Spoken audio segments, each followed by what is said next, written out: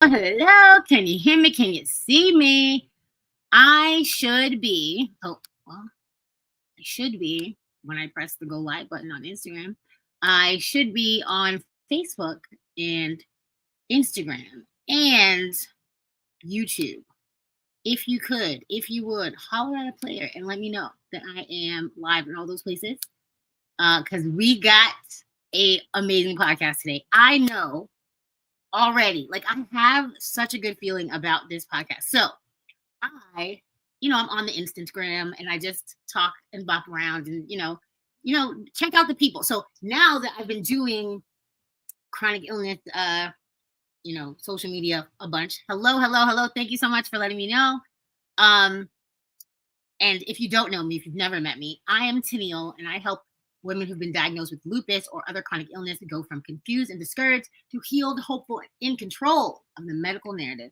So, yes, we're everywhere. We're everywhere. Amazing. Share, share, share. Everyone share, please and thank you. Let people know that I'm on. Hello, great afternoon. Thank you so much for being here. So, I meet people, right? Like I remember as a kid, it was like, don't talk to strangers. It's like now we get in cars with strangers. We meet people in real life that we met on the internet on a regular schmegular basis, like nothing. That's how people date now. It's crazy. So I was scrolling and this account came across my page and she was playing AJR in the background. AJR is one of the bands that I really, really like. And I play a lot of their songs like in my own personal time, right? And I was like, oh, snap. And because like the song she's playing was a little older and I was like, oh, snap. So then I snooped really hard. I was like, she's got the Lupus. like she's one of us. And then I started following her. And I realized we followed some of the same people. She has just a vibrant, light energy. Like she is a mother, she is a wife, she is a loopy, and she is a yoga instructor, which I have been very much into this. Well, it's 5 minutes into this year, but since last year, into mindfulness and breathing and meditation. And what comes with that? Yoga, stretching, feeling good in your body. So I was like, when I found out just the littlest bit that I found out about her, I reached out and said, girl, I know I'm a stranger, but would you be on my podcast? And she said yes. So today we have with us my new friend who I'm mildly obsessed with because she's amazing, Roxanne. Hello. Hi. Thank you so much for being here. Thank you for having me. I am excited. I'm so excited to have you. So let everyone know. Oh yes, Happy New Year's. New Year with the R, not an S at the end. If you could, and if you would, please let everyone know who you are, where you're from, and what you do. Sure. So I'm Roxanne Lerner. I live in the DC metro area. I've been here, it'll be 12 years this year, but I'm originally from New York. As Tenille mentioned, I'm a mom. I have 2 kids in elementary school, and I'm a yoga teacher. I've been teaching yoga it'll be 10 years this year, and I'm a holistic nutrition health coach. And like Tenille, lupus warrior, who I was also mildly obsessed with when I met you. Or very obsessed with. It's awesome. It's amazing. I love it here. So we had a little talk. We zoomed just so we weren't just complete strangers. So I was super like confused. My mind was blown about that we have so many little things that are in common and never met each other. Tell, if you could, the story about how your uncle diagnosed you with lupus in the first place. Sure. So I was diagnosed with lupus when I was 27. I was living in Manhattan. I was working. My background actually is in nonprofit fundraising and events. So I was very busy with work. Everything was very busy. You know, in your late 20s, you go hard. So I was working out hard. I was working hard. And, you know, as lupus goes, it's not that it happened overnight. These things were brewing, but I had no idea. Mm-hmm. I had no idea how sick I was. Right. And in hindsight, I had different symptoms. So I remember being at work and going into the bathroom and seeing the butterfly rash, but not knowing. Oh, what did you think it was? You were just like, oh, rosacea. Like what? Yeah, really, I thought I was like hot. I had a fever. Like it happened infrequently. So that was one of the first symptoms. Then I always say my hands stopped working. I had such severe joint pain and swelling in my hands. I couldn't make my bed. Wow. But I was continuing to live, with all of this happening. I'm trying to think what else. Oh, my hair was shedding. The fatigue was starting. Yeah. When did you start? When did you like realize something was wrong at all? So all these symptoms were happening, and then my lymph nodes were all swollen. And I remember thinking something's really wrong. And I went to my GP. She told me I was incredibly deficient in vitamin D, which is common. Yeah. And then I went right to see my great uncle, who is actually a rheumatologist who helped develop the test for lupus. And I'm sitting in his house, and he said to me, "You have lupus." And I thought, well, if he's telling me this, it must be true. And I didn't really know anything about lupus or autoimmune conditions. And I just remember it was really like a blur. It was like a whirlwind time because he sent me right to NYU. I had an amazing doctor, and he basically said, this is your immune system crashing. Like you do have lupus. I think I had some biopsies done, a lot of tests, a lot of blood work. So your uncle told you that you had lupus before he ever tested you for anything? He was just he knew. Wow. That's so cool. I mean, it's terrible, but like that's so amazing that you had someone just be able to look at you, because it takes so long sometimes for people to get diagnosed. Wow, amazing. And that was, he is my hero. I feel so fortunate and blessed knowing what I know now, how long it takes people to be diagnosed. I think on average at least 8 years, because lupus is the great mimicker. The symptoms overlap with so many other autoimmune conditions. Yep.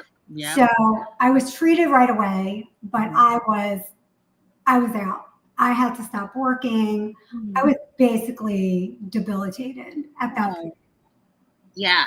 So, but it's crazy how when you didn't know what was going on, you just like pushed through and were like, my hands don't work. It's fine. Everything's fine. Like, I'll make my bed with my toes. Like, it's fine. No, it's still shocking to me. But, I think also our brains do something to protect us.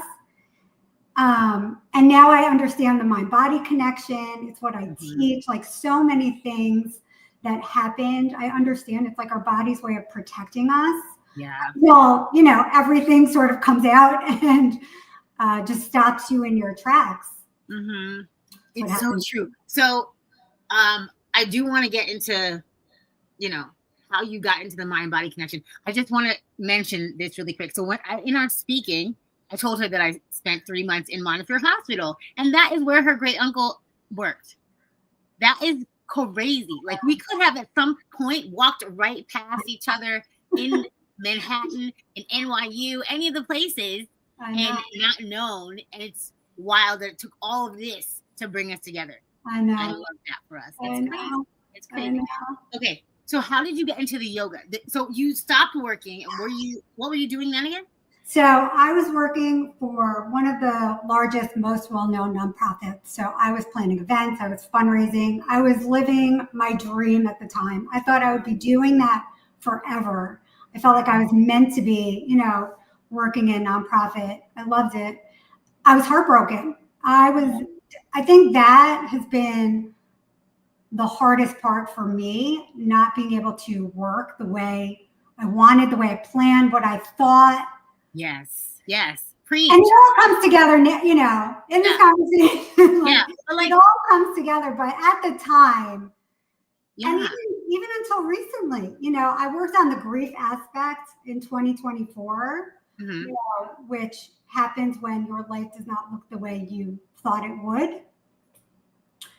And I've had a lot of relief working on that aspect. So I had to quit my job, but fortunately, I was able to work for a family member part-time, which, looked like a few hours here and there, whatever I was able to do, but it got me out of the house, gave me a salary.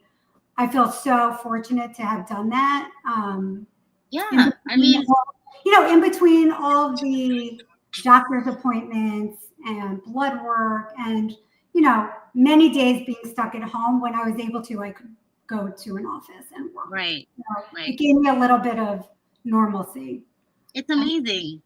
It's amazing to have family and friends that can like hold space for you, even like when you feel crazy and you don't want to do it and you don't want to like you don't want to be this like handicapped person, right? And then you also can't possibly go as hard as you want to anyways. So like it's nice when people meet you in the middle and can give you grace and understand what's going on. And I had something else I was going to say that was exciting about that. Keeping busy and having something to focus on that's not being sick. Like just having tasks to accomplish and things to like get done in the day that aren't just like gotta take another pill, gotta like it feels good. So people, if you have a lupus warrior or chronic illness warrior in your life, please remember to include them in things. And if they can't, they can't. But it feels nice to be included. It feels nice to be needed. It feels nice to be wanted. That's me. So, and I love that your story's coming together right now. Like, I see you, girl. I see you. People want, like, when I posted you in my flyer, a lot of the comments were like, oh, so yeah, things are happening for you. And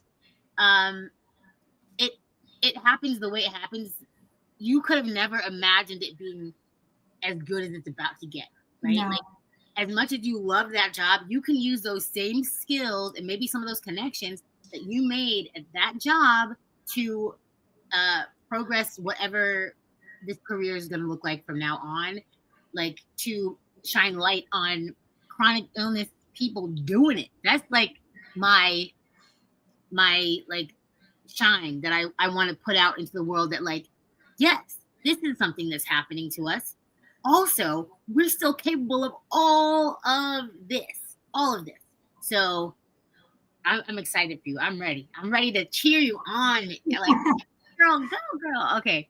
So how did you get into mindfulness and yoga after that? So at the time in New York, I was recommended a meditation teacher's talks. So I would go see this person. Her name's Gabby Bernstein. She actually is launching her 11th book today. I think she was on one of the morning shows. But at the time, she wasn't as well known. And I would somehow get myself ready, as sick as I was, get out of my apartment, go see her, and learn about meditation, learn the tools that she was teaching, read her books, and I would do it every day. All of these tools that she was providing, even though I didn't know what it was going to do for me, I needed an anchor. Like I needed something to put my attention on that was going to be a positive, part of my life. And I was hearing what she was saying and I was loving it and I was doing it, even though I may not have felt, a difference right away. And then over time, every day, learning more about meditation, how it calms our nervous system, I started to understand why I was feeling a little bit of relief. So then we decided to make this big move out of New York to Maryland. And because I always say, if you're in New York and you can't do New York things, it's very hard to be there. Yeah. There was a lot of loss at that time. I couldn't go out with friends.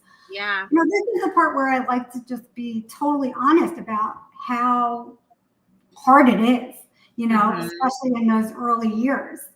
I don't even know that I was thinking like super clearly about what we were doing moving. I just knew I needed to get out of New York. Yeah. It's the brain fog is real. Yeah, it is real. Like, thank God you have people in your life that can help you just like usher you along. Like, just like Just I had my family too, just like Yeah. moving to the next thing because I was just like in this paralysis of like I don't know. I'm just trying to stay alive. Fix it, somebody. Like, Yeah. yeah. So it's awesome. And So I you was moved.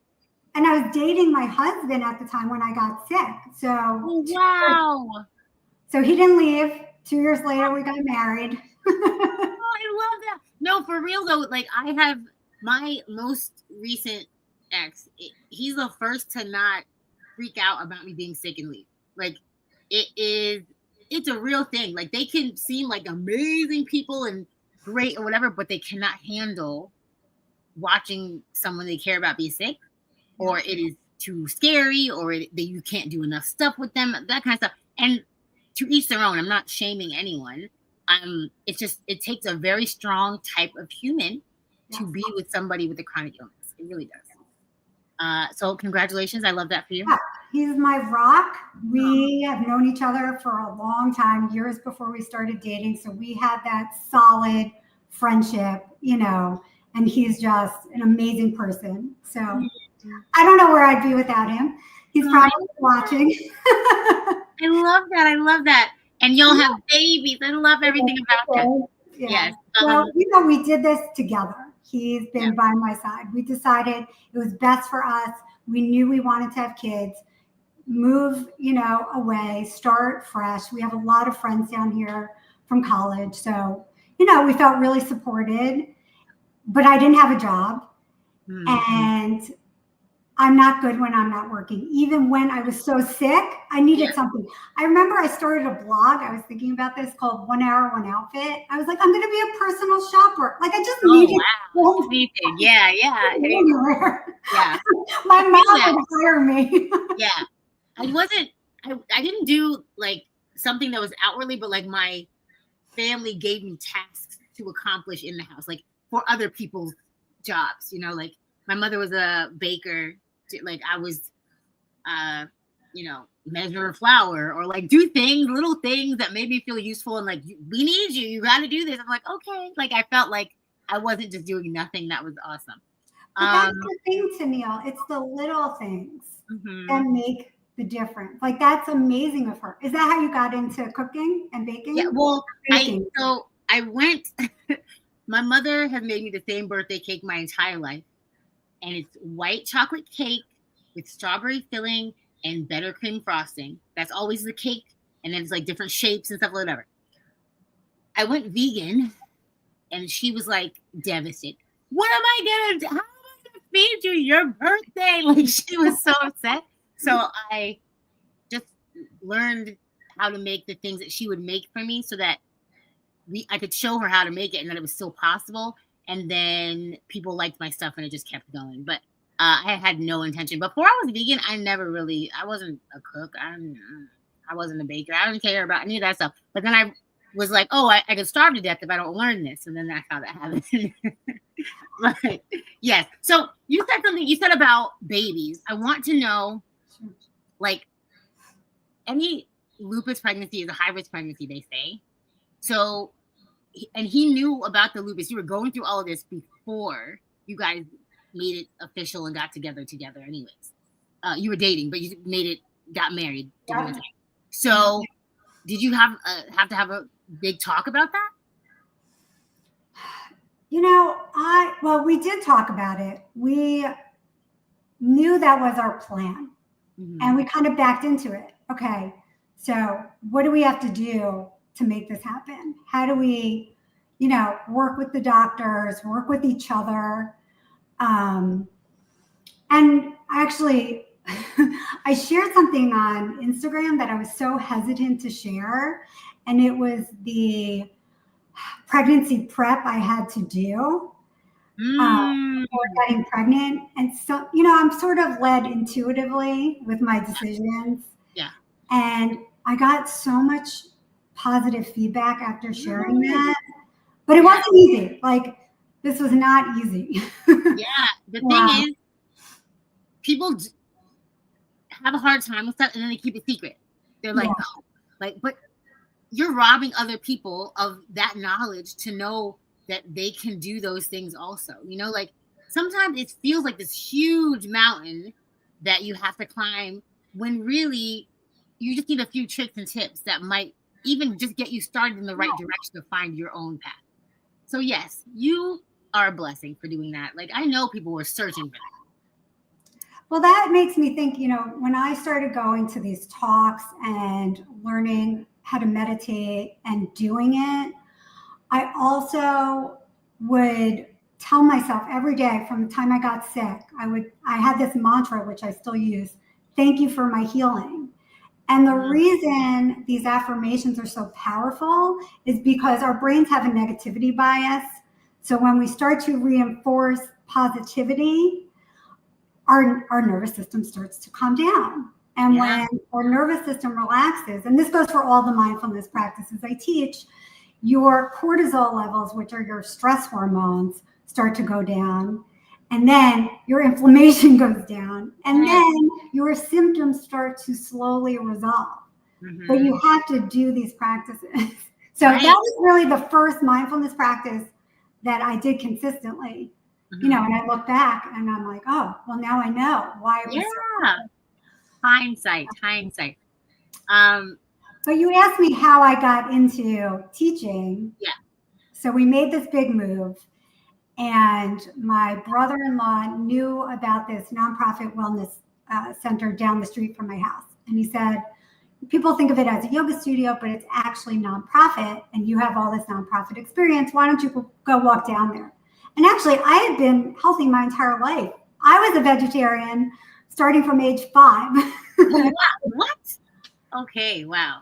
And then when I got sick at 27, somebody recommended that I start eating fish for the omega-3s, the protein. And she said to me, thank the fish. And I thought to myself, I think I can do that. Like, I understand what she's saying, and that I have to make changes, not based on my emotions, but on, facts. And eating omega-3s helps calm inflammation. So I started to eat fish. Okay. I love that you were vegetarian forever, and I hear what you're saying, and I don't want to preach or whatever, right? But why do you think the fish has omega-3s in it? Well, I know now way more about nutrition and all the, ways in which we can support inflammation and our health. Right. So I'm just saying, they have all those omega-3s because they eat seafood, like the plants of the sea. So they eat like all of the little sea vegetables, the seaweed, and that kind of thing. So that's why they have omega-3. So we can also do that because seaweed is in the grocery store. But I'm not judging anybody who eats fish. Do whatever you do. I'm just giving that because it's itching my brain. Okay, so that's okay. So. Well, nutrition is a whole. Yeah.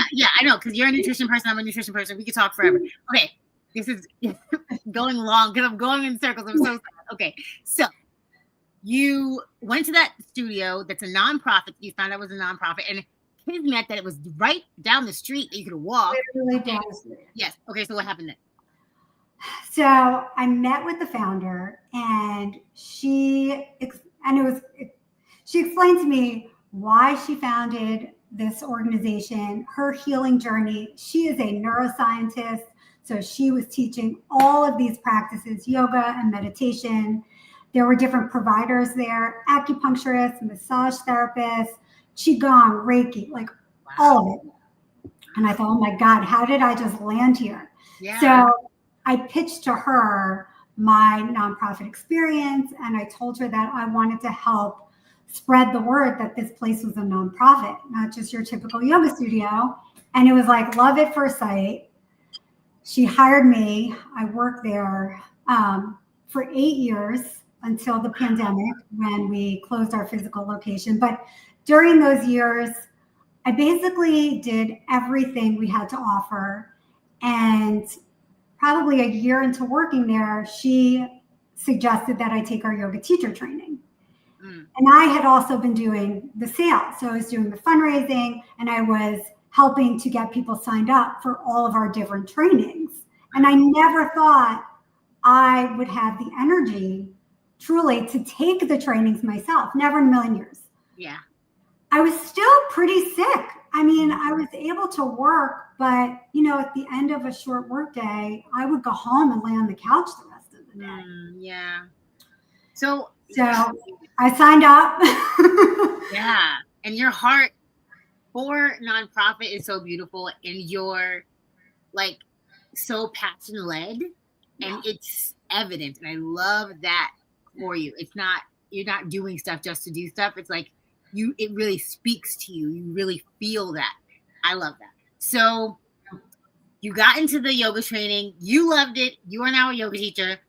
Wait, I have a picture saved that I just think I didn't use it in the flyer, but I was like, it's so beautiful and so perfect in what you would think is a yoga instructor. Look at her. Look at, is it showing? No, it's not showing yet. Show. Look. Just look at the bendiness of the legs. Like, I'm a flexible girl, but like your posture is so perfect. Your feet are so perfect. I'm like, wow, that's yoga instructing. That's what I need to get to. That's good. So we've run long, but I don't care. So mindful, come back and watch the replay if you have to hop off. I appreciate every single one of you for being here. This was an incredible podcast. So tell the people something that you want to leave them with. Sure.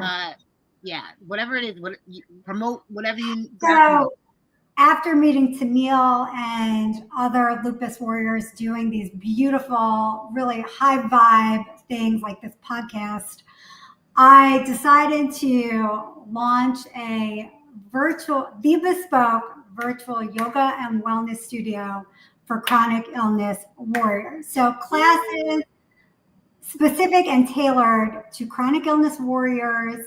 I know how hard it is to get to classes.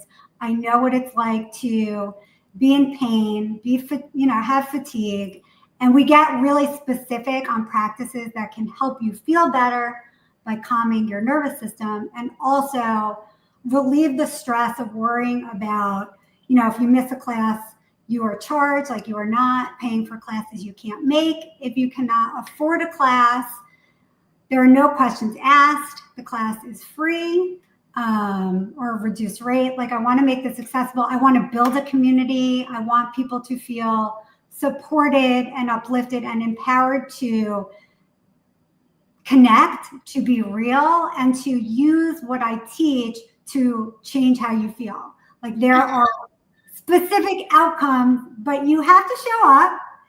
And even if you don't believe that it can help you, I want you to think, the placebo effect, start to think that there are ways to feel better. I've been in remission for 5 years. Doesn't mean I don't have symptoms, but I've gotten, I've been able to get down on medication, but it's work. It is work. Yeah. We can do it together. That's like the best part. We can do it together, people. Like, honestly, such a superhero, such a courageous, beautiful story. I'm like, it's so good. And your heart, like, did you hear that, people? If you have medical bills up to your ears and you want to still have some relief and calm your nervous system with these yoga movements and practices, she's still going to help you. That's huge. That's huge. You know how many times I wanted to I had like a class pass, and I signed up for a class, and they still charge you. You lose that credit if you can't make it. And I would be so mad at myself, mad at my body. It's not all your fault. Like, you deserve a safe place to feel better, and it shouldn't have to charge you an arm and a leg when the arm and a leg doesn't even work. Like, let's do this together.